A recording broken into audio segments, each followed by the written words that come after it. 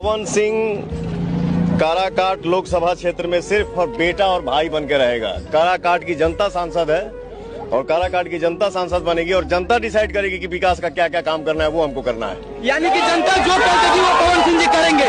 अब जौना आवाज के पीछे आगे ऐसा गड़गड़ाहट होके ऊपर पत्ता के हिला पाई, बस के बाद लाखों के संख्या में तो पता ना चले रे कहाँ का है भाई, इतने चाहने वाले हैं। हेलो एवरीवन, आप लोग कैसे हैं? आशा करते हो आप लोग ठीक होंगे। आप सभी को बता दें कि पवन सिंह जो है काराकाट से खड़ा हुए हैं इलेक्शन में। यानी वहां से जो जब खड़ा हुए तो खेसारी लाल यादव बोलते हैं कि मैं करूंगा पवन भैया का सपोर्ट, मैं करूंगा इनका प्रचार। और इन पर इसको जैसे ही सुनते हैं उसके बाद यानी बहुत कलाकार इन पर गाना भी निकाला। और यहाँ पवन सिंह बहुत बड़े स्टार हैं, लड़िए हम आएंगे आपके प्रचार के लिए और आप जीतिएगा, आप इतने प्यारे आ रहे हैं। जय हो जय हो। पवन सिंह बहुत बड़े स्टार हैं। मैं इस गांव का बेटा हो सकता हूं, लेकिन वो इस गांव के बेटा नहीं बल्कि एक स्टार के तौर पे हम सब भाइयों को प्यार देने के लिए आए थे। एक बार फिर से पवन भैया के लिए जोरदार ताली बजाइए। एक खबर आ रही है कि मनोज तिवारी जो है इनको बोल रहे हैं कि मैं पवन बाबू को अभी समझा रहा हूँ, वो क्या है, देशभक्त है, वो जो है राष्ट्रवादी व्यक्ति है, उनसे मैं बात करूंगा कि देश के विकास में सहायता करे। यानी उनका साफ साफ कहने का मतलब है कि वो बैठ जाए, वो चुनाव न लड़े।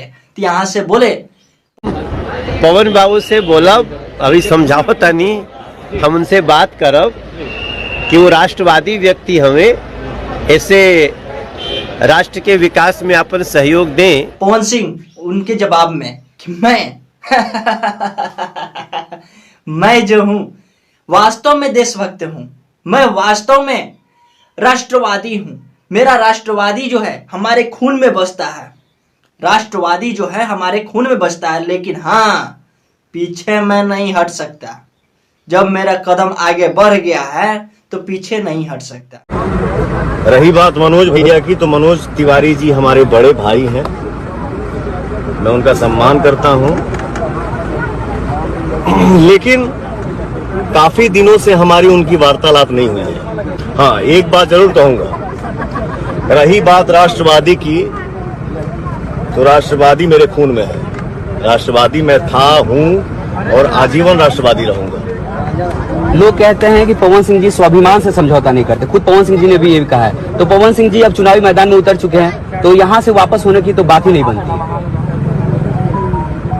यहाँ की जनता हमारी मालिक है, उन्हीं के हाथ में है, क्योंकि मैंने अपना जीवन ही यहाँ दे दिया है। ये हमारे लिए भगवान होगा, ये भगवान है, ये हमारे मालिक है।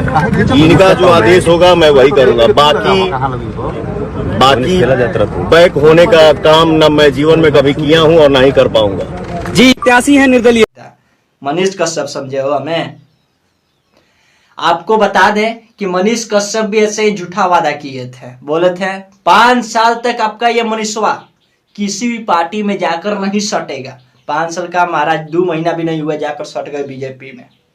तो यो वादा करता नहीं कि मनीष कश्यप 5 साल तक ना सटियन कोनो पार्टी से, काहे कि अगर गरीब के लड़का ना रहती, ये वादा करता नहीं।